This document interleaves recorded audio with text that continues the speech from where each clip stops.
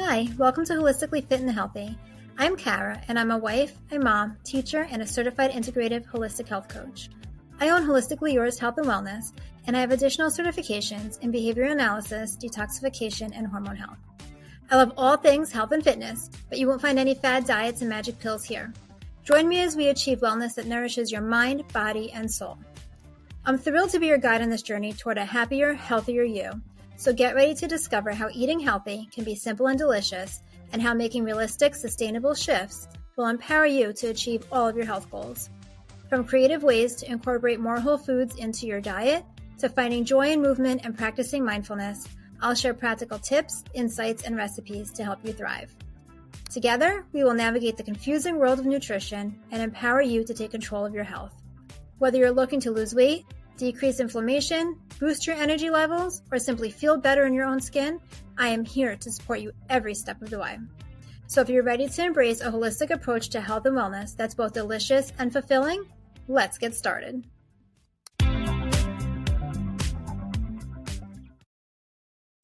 Gut health has kind of become a buzzword in the health and fitness industry lately.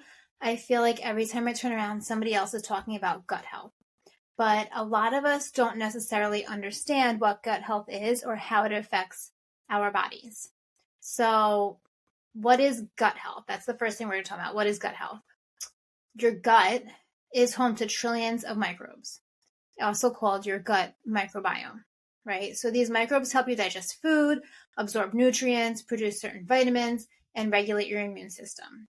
And when your gut is in balance, you feel more energized, less bloated, your digestion is smoother, you're going to the bathroom more regularly, your mood can feel more stable, you have less brain fog. Just your gut literally affects everything in your body. 70% of your immune system is located in your gut, so your immunity is even better when your gut is in balance. So when it's out of balance, you might experience things like gas, bloating, constipation, kind of like those IBS type symptoms. You might have food sensitivities or intolerances to food, fatigue, brain fog, skin issues like eczema, psoriasis, acne, or the constant low grade inflammation that just kind of hangs around that you can't get rid of, that just kind of leaves you feeling like crap. So today, we're going to talk about what you can do to support your gut without having to memorize supplement labels or give up your favorite foods. The number one tip that I tell everybody, anybody who will listen, because I love talking about gut health.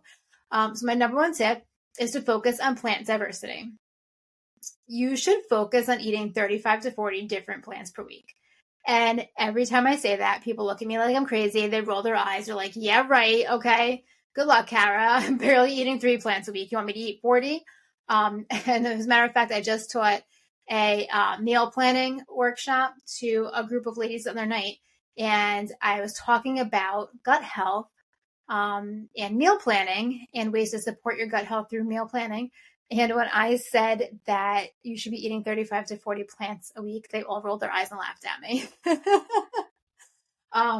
One woman was like, I like 3 vegetables because it sounds like such a large number and it sounds like it's such a hard, difficult thing to do. But I'm going to break it down for you so that it seems more manageable and doable.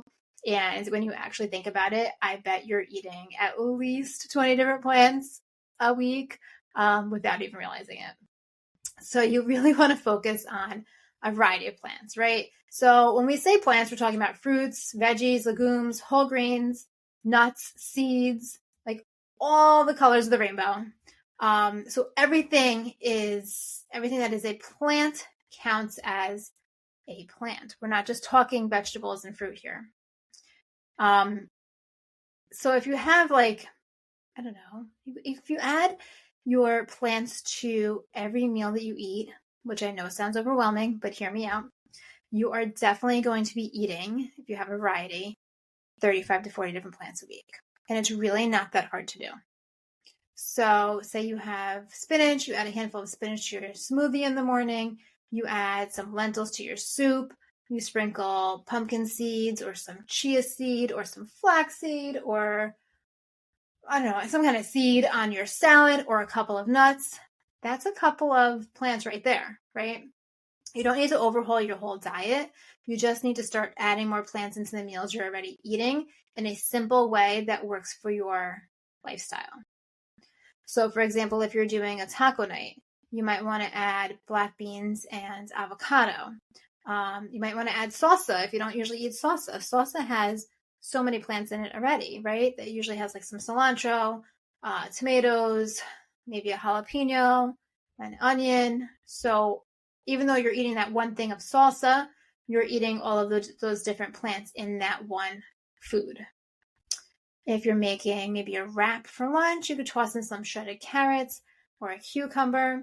One thing I really like to do is I love to eat salads.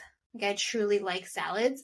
So instead of just buying romaine lettuce, I'll buy like a mixed bag of lettuces, or I'll buy like a broccoli slaw or a cabbage slaw, and I'll mix that into my salad because then you're eating a wide variety of vegetables all in one meal. So I have a quick mom-friendly challenge for you. The next time you go grocery shopping, grab one new veggie or fruit you don't usually buy. And this is something fun that I used to do with my son when he was little. Every time he went to the supermarket, he could pick one new veggie or fruit that we haven't tried yet. And I think by the time we were done, we tried almost every single piece of produce in the produce aisle. But he really liked it. Some of them he liked, some of them he didn't. He learned that he likes yellow dragon fruit over the pink or red dragon fruit. He'll eat them both, but he prefers the yellow. He learned that jicama has almost no taste and things like that. So it's just really fun. It's a great way to add in a variety and to try new foods. And it's a great way to have your kids try new foods if you have really picky eaters.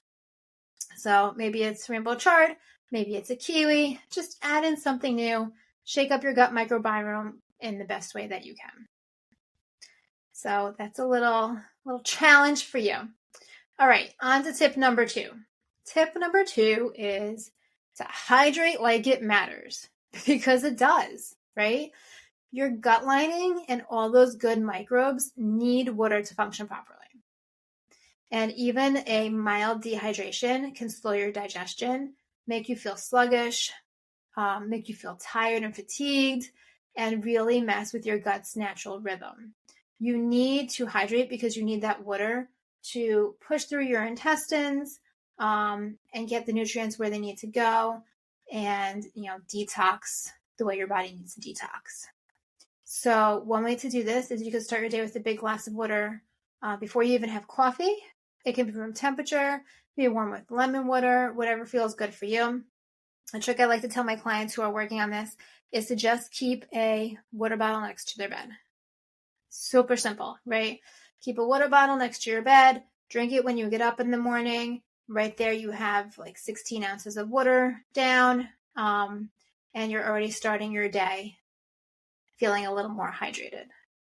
And then aim for small sips throughout the day. Keep your water bottle nearby, take little hydration breaks between tasks, bring it in the car when you run to the store, bring it to work with you, put it on your desk, whatever you need to do so that you see it, because if you're seeing it, you're going to remember to drink it. And I also love to infuse my water. So super simple trick, infuse it with like fruit, cucumber, mint, lemon, lime to make it a little bit more fun. And when your gut is hydrated, it is a little more happy. So it's that simple. You don't have to make this complex. It doesn't have to be time consuming. Increase your plants, increase your hydration. Tip number 3 is to take a breath before you eat. This is something that is so powerful, but very much often overlooked. When you're eating in a rushed or stressed out state, your body is in fight or flight mode, not rest and digest. So when you are running your kids to a sports practice and you have 5 minutes to eat your dinner, your body's already in a fight or flight mode because you're worried about being late to their practice. If you're standing at the counter eating dinner, trying to do 5 other things at night, your body is in a fight or flight mode. You're not sitting, you're not calm, you're not breathing, you're not resting. And when your body is in fight or flight, your digestion naturally slows down. Your nutrient absorption gets a little funky because your body's not absorbing your nutrients as well, and your gut doesn't get the support it needs. So before you dive into your next meal, pause. Take 3 slow, deep breaths, and you can literally feel your body relax. Even a few seconds of mindfulness can help shift you into a more digestible state. It also helps reduce emotional eating. So that's a little bit of a bonus. Tip number 4 for improving your gut health is to chew your food. And I know how silly that sounds because you're probably saying, I chew my food, that's how I eat it. But seriously, chewing your food thoroughly helps you break it down before it even hits your stomach. You really, truly should be chewing your food to applesauce consistency before you swallow. The more broken down your food is before it hits your gut, the easier it is for your gut to absorb all of those nutrients. So at your next meal, try putting your fork down between bites. Aim for 15 to 20 chews per bite. And notice the taste and the texture of the food and how much calmer you truly feel when you're more mindful about eating and you give your body a chance to slow down. We love eating Mediterranean style dishes in our house. I love Greek food. I think that there's just so much I can do with it. My family enjoys eating it. Everybody likes it. And it's just an easy way for me to bring in a variety of plants into our dinners. So a really good example of a gut-friendly combo for dinner would be maybe like some cooked quinoa, grilled chicken, and chickpeas mixed together. You could do cucumbers, tomatoes, spinach, red onion, pickled vegetables maybe, or a little bit of sauerkraut for some extra probiotics because your gut loves probiotics and prebiotics. Hummus or tahini drizzle. And then you can sprinkle that with some hemp or pumpkin seeds. And that's it. It's fiber, it's plant diversity, you have your healthy fats in there, and even a fermented food in one easy meal. It's also a very balanced meal, so it's going to help you to balance your blood sugar, which also affects your entire body. It's something that is easy to meal prep. You can prep all those ingredients on the weekend, mix and match it all week long to come up with different meal ideas. There's something there that I'm sure everybody in the family likes. If you don't like red onions, you leave out the red onions. If you want extra cucumbers, you add extra cucumbers. So it's really easy to mix and match for everyone in the family. And I just love meals like that. Super simple, super easy. I don't have to think about them when I'm tired and I've come home from working all day. And it's a great way, like I said, to increase your gut health. We talked a little bit about prebiotic and probiotic foods. I just mentioned them. A lot of people don't realize there's a difference, right? So if you're taking a probiotic, a great idea would be for it to be strain specific to help you with whatever gut imbalances you specifically have for your body. But one probiotic that I really love is Seed, and I do have a discount code for them. I will see if I can put it in the show notes for you. But I love Seed because it's a prebiotic and probiotic in one. So the prebiotic foods, they feed your good gut bacteria. And prebiotic foods would be like garlic, onions, bananas, oats, apples, and asparagus. And the probiotic foods add the new good bacteria. So you can kind of think of it as the probiotics. The prebiotics like feed the probiotics. Okay. So probiotic foods would be like yogurt, kefir, sauerkraut, miso, anything like fermented. So you really do need both. And Seed is a product that has both. I also love, I did a video a while ago on my Instagram. I love that Seed has 2 capsules so that It's not just making its way into your stomach and then you're losing all of your nutrients in your stomach.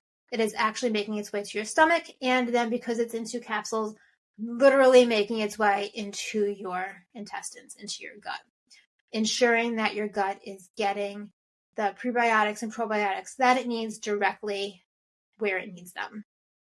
So I super love those. Some really easy food combinations you could do would be like an oatmeal with some yogurts and bananas. That's a really great prebiotic, probiotic friendly meal. Just remember to keep it simple. It doesn't have to be difficult. It just has to be simple and doable. So let's recap on the small gut health habits you can start today. Eat a variety of colorful plant foods.